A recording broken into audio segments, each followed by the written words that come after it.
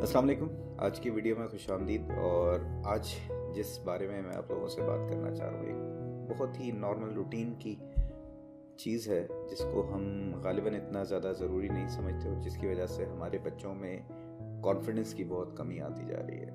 होता ही है कि हम रोज़मर्रा की ज़िंदगी में बच्चों को उस तरह से इनकरेज नहीं करते जिस तरीके से उनकी इनकरेजमेंट होनी चाहिए। डे टू डे मामलात में हम उनको जाने अनजाने में डिस्करेज करते जाते हैं। बाज़ औक़ात हम उन्हें कह देते हैं तुम हो ही निकम्मे, तुम्हारे से काम होता नहीं है, या तुम्हारे से मुझे यही उम्मीद थी, या जो भी पेरेंट्स जो हैं उनको जाने अनजाने में इस तरीके से डिस्करेज करते रहते हैं, जिसकी वजह से उनके वो जो दिन, जो शुरू के बच्चों के साल होते हैं 10 साल से नीचे नीचे तक, तो वो एक ऐसी उम्र होती है जहाँ पर बच्चों में वो कॉन्फिडेंस डेवलप होना है कि जिसने आगे चल के ज़िंदगी में उसको आगे बढ़ने में, उन क्रिएटिविटी को बढ़ाने में और डिसीजंस लेने में उसको मदद करेगी।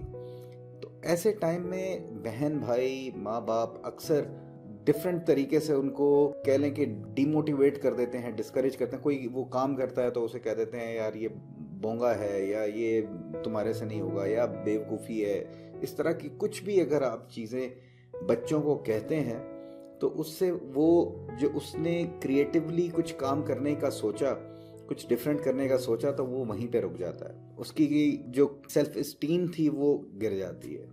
तो इसलिए मैं ये आप लोगों से कहूँगा कि ठीक है, हमें बच्चों को गाइड करना चाहिए सही काम कैसे करना है, लेकिन जब कोई वो डिफरेंट कुछ करें तो रिएक्टिवली हम उनको डिस्करेज ना करें या डिमोटिवेट ना करें, क्योंकि वो फिर अगेन वो एक शेल के अंदर चले जाएंगे और फिर जिस तरीके से उन्होंने परफॉर्म करना था कॉन्फिडेंटली, वो उस तरह से कॉन्फिडेंटली परफॉर्म नहीं कर पाएंगे। तो ये एक बड़ी चीज़ है जिसका मुझे एहसास होता है, और इसकी बहुत शानदार किस्म की जो एक मुझे मिसाल मिलती है इस चीज़ की कि एक कैसे पेरेंट्स और स्पेशली माएँ अगर बच्चों को वो कॉन्फिडेंस दें तो बच्चा किस कदर आउट क्लास तरीके से परफॉर्म कर सकता है। यहाँ पर जो एक स्टोरी मुझे याद आती है वो एक माँ की है जिसका बच्चा एक लेटर लेके घर आता है, और लेटर होता है स्कूल के प्रिंसिपल की तरफ से, और प्रिंसिपल ने उस लेटर में लिख के कहा होता है कि आपका बच्चा जो है ना वो दूसरे बच्चों के लिए भी परेशानी बन रहा है, इसे पढ़ाना बहुत मुश्किल है, ये चीज़ें समझ नहीं रहा,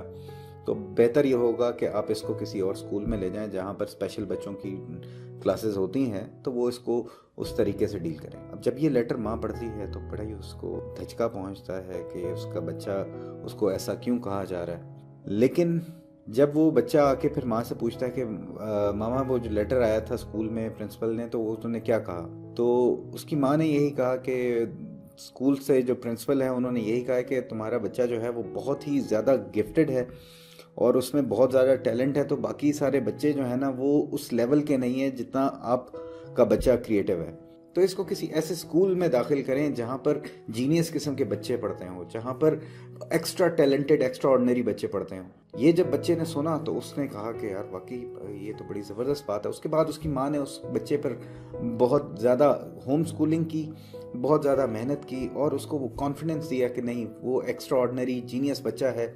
और वो बच्चा फिर तारीख ने जब देखा तो वो बच्चा एडिसन के नाम से मशहूर हुआ, और उसने सैकड़ों इजादात की।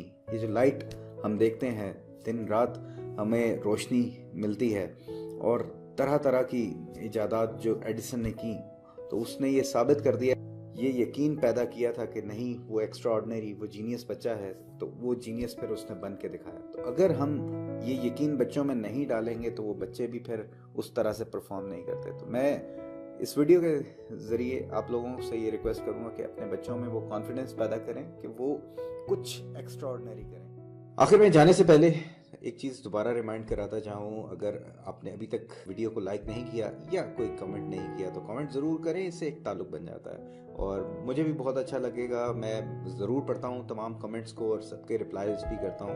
तो कोई भी आपके जहन में ऐसा सवाल हो या कोई ऐसा टॉपिक हो जिस पर आप चाहें कि मैं नेक्स्ट वीडियोज़ पे बनाऊँ, तो उसको ज़रूर कमेंट सेक्शन में एंटर कीजिएगा। अपना ख्याल रखिएगा। अल्लाह हाफ़िज़। पाकिस्तान जिंदाबाद।